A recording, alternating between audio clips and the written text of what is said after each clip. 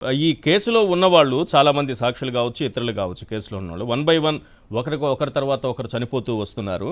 రేపు సునీతకు కూడా ప్రాణహాని తప్పదేమో అన్నట్టుగా ఉంది పరిస్థితి. అవినాష్ రెడ్డి బయట ఉండడం అనేది చాలా ఇబ్బందికరం, ప్రమాదకరంగా మారిందని డైరెక్ట్గా చెప్తున్నారు. Yes, okay.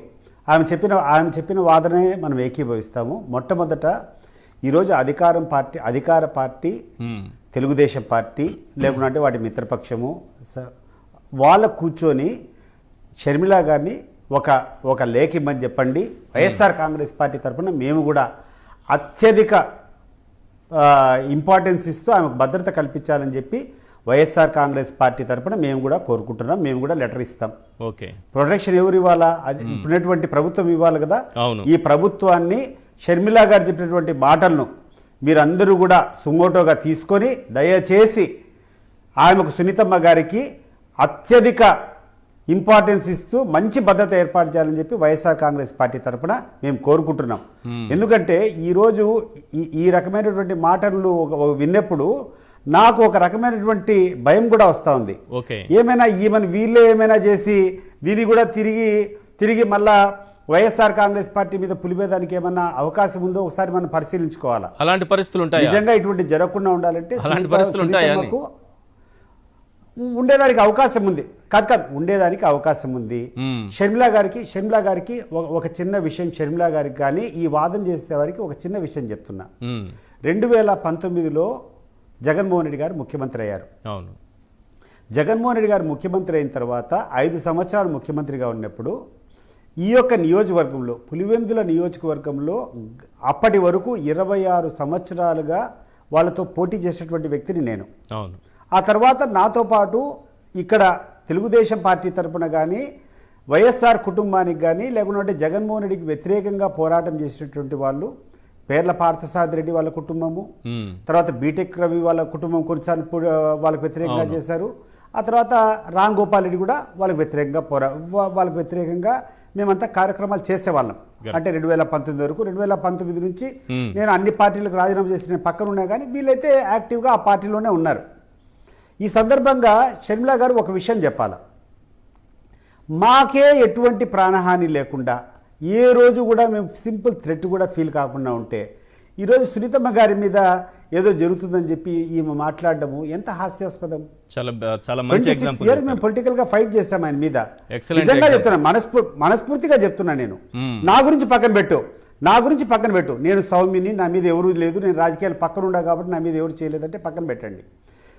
పేర్ల పార్థసారథి రెడ్డి గారు అయితే రాజారెడ్డి గారి మర్డర్ కేసులో కూడా అక్యూజ్డ్ కదా, ఆయన కానీ ఆయన కుటుంబ సభ్యులు కానీ. మరి వాళ్ళకి ఏమైనా జగన్మోహన్ రెడ్డి గారి హయాంలో వాళ్ళకి ఎటువంటి ఇబ్బంది అయినా జరిగిందా? ఒకసారి పులివెందుల్లో వచ్చి మీరు విచారించుకొని చెప్పండి. లేదు బీటెక్ రవి మీద ఏమైనా జరగని పరిస్థితులు జరిగాయా, లేదా రామ్ గోపాల్కి వ్యతిరేకంగా ఏమైనా జరిగాయా, దాడులు జరిగాయా, కొట్టని పోయారా ఆ 5 సంవత్సరాల కాలంలో? ఒకసారి ఎవరు ఎటువంటి వ్యక్తులు అనేది మనం చూడాలా. 2014లో కానీ 2019లో కానీ నేను జగన్మోహన్ రెడ్డి వ్యతిరేకంగా నేను పోటీ చేశాను. ఒక స్పష్టమైనటువంటి మార్పు నేను చూసింది ఏదంటే అసలు క్రిమినలైజేషన్ అనేది ఉండకూడదు, క్రైమ్ అనేది చేయకూడదు, స్వచ్ఛంగా ఉండాలా. ఏమైనా ఉంటే వేరే రకంగా చూసుకోవాలి తప్పితే ప్రజలను హింస నుంచి దూరం చేయాలనేటువంటి వాటి నాకు స్పష్టంగా కనపడింది. 2014 ఎలక్షన్లో కానీ 2019 ఎలక్షన్లో కానీ నిన్న జరిగినటువంటి 2024 ఎలక్షన్లో కానీ ఒక్క పోలింగ్ బూత్ అన్నా క్యాప్చర్ అయిపోయింది. రిగ్గింగ్ జరిగింది ఈ బూత్లో అని చెప్పి ఏ నాయకుడైనా చెప్పగలుగుతారా? మీరు జగన్మోహన్ రెడ్డి గారి మీద పోటీ చేసిన సమయంలో కూడా 2014లో నేనే ప్రెస్ స్టేట్మెంట్ ఇచ్చా. మీరు అప్పుడు జగన్మోహన్ రెడ్డి గారి మీద పోటీ చేశారు కదా, అప్పుడు కూడా ఎలాంటి పరిస్థితి లేదా? చేశాను. నేను ఈ రోజు జగన్మోహన్ రెడ్డికి అనుకూలంగా ఉన్నా, ఈ పార్టీకి జనరల్ సెక్రటరీగా ఉన్నారనే వాదన పక్కన పెట్టండి. గడిచిన రికార్డు నేను మాట్లాడినటువంటి చూడండి. 2014 ఎన్నికల తర్వాత నేను మాట్లాడినటువంటి రికార్డు చూడండి. 2019 తర్వాత నేను మాట్లాడినటువంటి రికార్డు చూడండి. ఎక్కడే కానీ బూత్ క్యాప్చరింగ్ కానీ రిగ్గింగ్ కానీ జరగలేదు. మేము ఎక్కడే కానీ కంప్లైంట్ కూడా ఇవ్వలేదు. అవును. రీపోలింగ్ జరగాలని కూడా మేము ఎక్కడే కానీ కోరలేదు. అంటే ఎలక్షన్ ప్రాసెస్ అంత సవ్యంగా జరిగింది. That indicates Jaganmohan Reddy's attitude. Jaganmohan Reddy ఎటువంటి వ్యక్తి, జగన్మోహన్ రెడ్డి నేరం చేయాలని ఉన్నాడా, చేసే ఆలోచన ఉందా లేదనే దానికి అదే సాక్ష్యం. ఇప్పుడు పొలిటికల్గా క్రైమ్ అనేది ఎవరైనా ఫ్యాక్షన్ ఏరియాలో ఎందుకు చేస్తారు? ప్రత్యర్థి అక్కడ ఎన్నికల్లో ఫైట్ చేయకుండా బూత్ క్యాప్చరింగ్ చేయాలనేటువంటి ప్రధాన లక్ష్యంతో చేస్తారు. మరి ఈ ఎన్నికల్లో చేయలే. ఈ రోజు జరిగినటువంటి 2024 ఎన్నికల్లో కూడా ఎక్కడైనా తెలుగుదేశం పార్టీ కంప్లైంట్ చేసిందా? ఎక్కడైనా బూత్ క్యాప్చరింగ్ జరిగిందని లేదు. ఆ సంస్కృతే లేదు.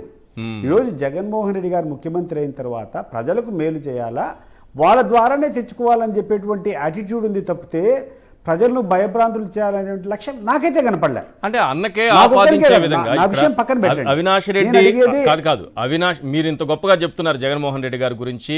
మేము పోటీ చేసిన సమయంలో కూడా ఎప్పుడు ఆ దాడులు దౌర్జన్యాలు మేము చూడలేదు అని అంటున్నారు. కొందరు పేర్లు చెప్పి ఎగ్జాంపుల్ కూడా మీరు చెప్తున్నారు. కానీ సొంత చెల్లెలే అవినాష్ రెడ్డిని టార్గెట్ చేయడం ద్వారా అన్నను టార్గెట్ చేస్తున్నారు కదా. ఈశ్వర్ గారు, నేను చెప్పడం కాదు, నేను పక్కన పెట్టండి. ఈరోజు నేను totally I'm identified with YSR Congress party. My stand will be to support YSR Congress party and Jagan party. Jagan గారిని అండగా ఉండడమే నా యొక్క లక్ష్యం. ఈరోజు నా యొక్క స్టాండ్ పక్కన తీసేయండి. నేను అడిగింది మిగిలినటువంటి ముగ్గురు నాయకులు ఇప్పుడు ఇంకా తెలుగుదేశంలో ఉన్నారు కదా, వీళ్ళు అనేక కేసులు కూడా ఉన్నారు కదా. మళ్ళీ వాళ్ళకి ఏమైనా అభద్రత జరిగిందా? వాళ్ళకి ఏమైనా వాళ్ళ మీద దాడులు జరిగాయా? వాళ్ళు ఎవరైనా హింసించినారా? జగన్మోహన్ రెడ్డి అత్యధిక ఫామ్లో ఉండి ముఖ్యమంత్రిగా ఉన్నప్పుడు కూడా వీళ్ళ మీద ఏమైనా దాడులు జరిగాయా? వీళ్ళకి ఏమైనా వీళ్ళ ఆస్తులు లాక్కున్నారా? వీళ్ళ మీద ఏమైనా కుట్రలు జరిగాయా? చెప్పాలి. ఈరోజు మీరు కూడా విచారించండి. It is open for debate. ఇది మన సాక్షి ఛానల్లో కాకుండా వేరే ఛానల్లో మాట్లాడినా కూడా వాళ్ళని కూడా ఆహ్వానించి అడగాల్సినటువంటి ప్రశ్నలు ఇవి. తెలుగుదేశంలో ఉన్నటువంటి పార్టీ నాయకులకు జగన్మోహన్ రెడ్డి గారు ముఖ్యమంత్రి అయిన తర్వాత ఎక్కడైనా అభద్రత ఏర్పడిందా? వాళ్ళ మానానికి కానీ వాళ్ళ ఆస్తులకు కానీ ఎక్కడైనా నష్టం జరిగాయా? వాళ్ళ ప్రాణానికి ఎప్పుడైనా ఇబ్బంది జరిగిందా? This is the question to be answered by the present Telugu Desam party leaders. You leave me apart. నేనంటే ఈరోజు వైఎస్ఆర్ కాంగ్రెస్ పార్టీకి వచ్చినారు కాబట్టి నా మాటకు ఈరోజు విశ్వసనీయత ఉండకపోవచ్చు. కానీ మిగిలినటువంటి లీడర్లు ఈరోజు కూడా ఎవరైతే తెలుగుదేశంలో ఉన్నారో వాళ్ళని అడగండి. ఇక్కడటువంటి ప్రజలందరినీ అడగండి, వీళ్ళ మీద ఎవరి మీద దాడులు జరిగినాయా?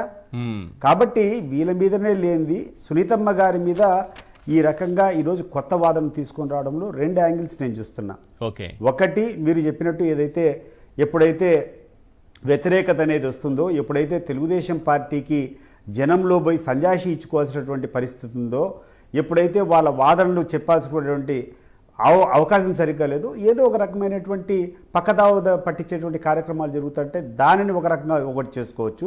రెండవది, నా అనుమానం ఏంటంటే ఏమైనా సునీతమ్మ మీద వీళ్ళే ఏమైనా ఇంకొకటి ఏదైనా చేసుకొని ఏమైనా ఇరికించడానికి ప్రయత్నం జరుగుతుందా అనేది నా అనుమానం. కాబట్టి వైఎస్ఆర్ కాంగ్రెస్ పార్టీ తరఫున నేను కోరుకుంటున్నా ఈ ప్రభుత్వానికి, అయ్యా దయచేసి సునీతమ్మకు ఎంత వీలైతే అంత పటిష్టమైనటువంటి భద్రత ఏర్పాటు చేయండి.